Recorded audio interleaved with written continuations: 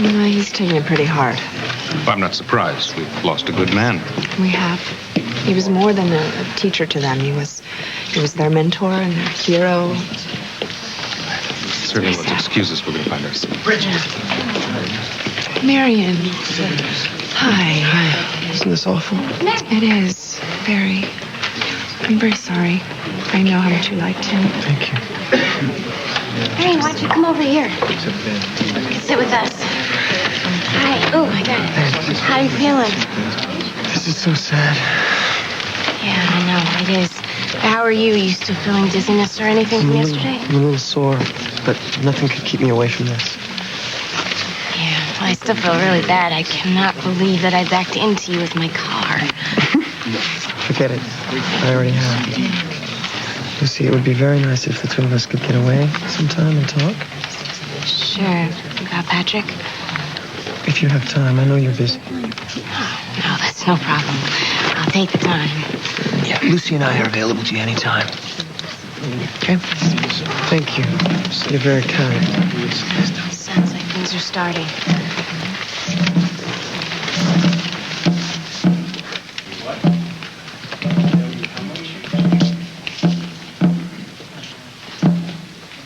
Lift.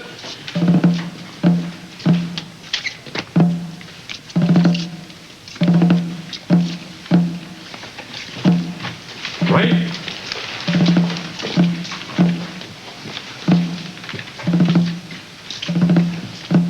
Halt. Off shoulder. Rest.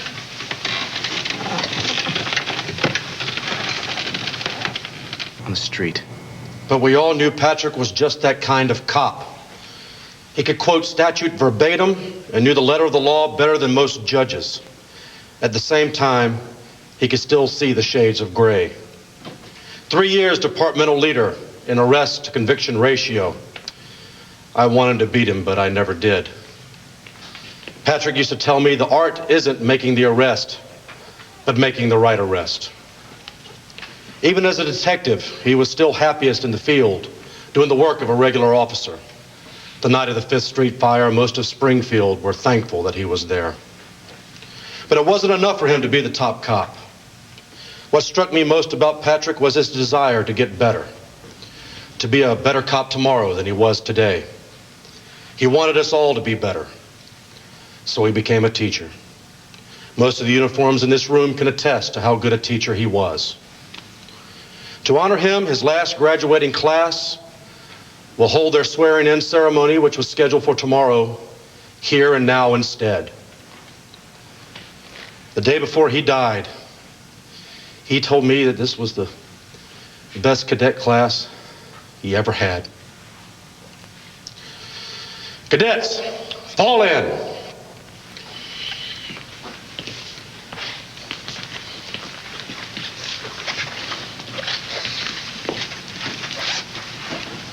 Cadet class, attention!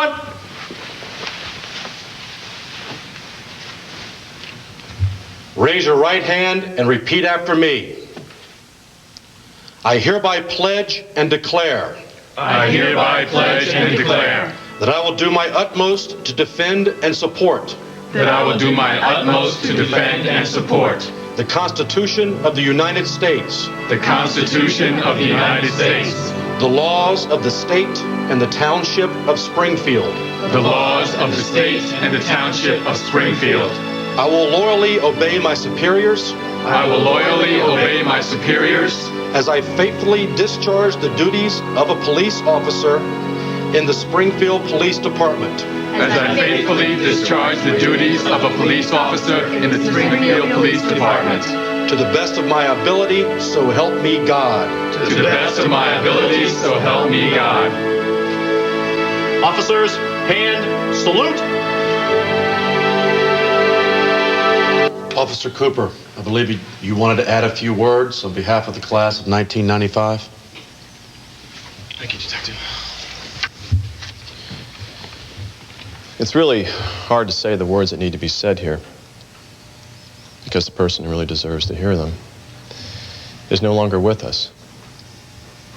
I guess the hardest part for me is I never got a chance to tell him when he was alive.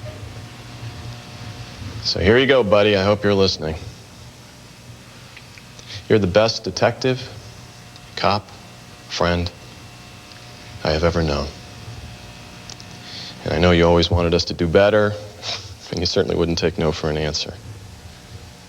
Each day you would grind us up and you would spit us back better than the day before.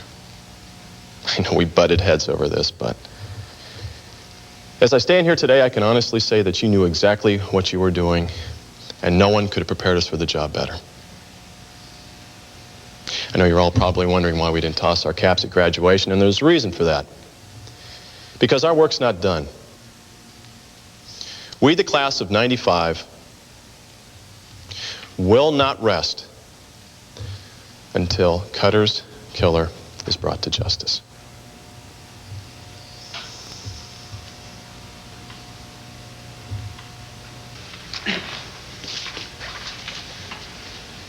I'll miss you, buddy.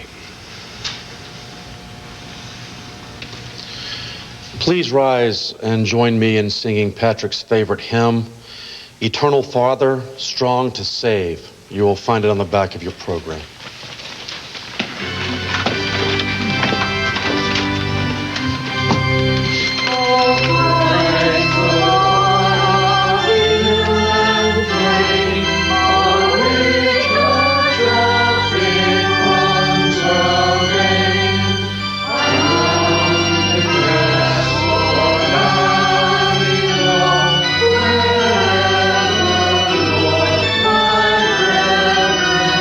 Okay, so We ask that you accept this flag in honor, memory, and appreciation for Detective First Class Patrick Cutter, Springfield Police Department. We, Detective Cutter's class of '95, accept this on behalf of all the men and women who have served in the line of duty.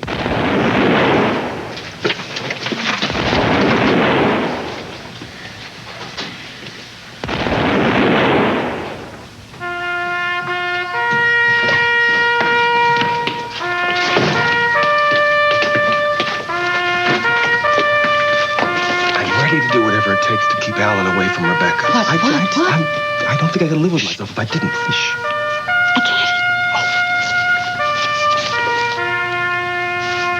Evidence, I can't speculate how it's going to play in court. You know, more and more I get the feeling he was set up. Like a conspiracy by who? By the person who really killed Cutter. Well, that's what you were doing. This is exactly what Ross has been telling the DA. DA just won't believe it, that's all. I've been reminding him that just because they have somebody in custody, the investigation shouldn't be stopped.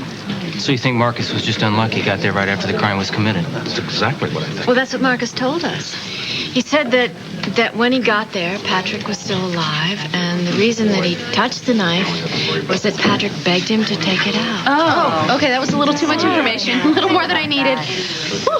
I'm gonna call Nola and make sure Peter's okay with this killer on the loose. Excuse me. Patrick Cutter came to me with a brilliant idea. He thought that all the large companies that sell athletic shoes should get together and sponsor youth centers throughout the inner city. Oh, that's a great idea. I mean, the kids buy their shoes. At least the companies could give them a place to play.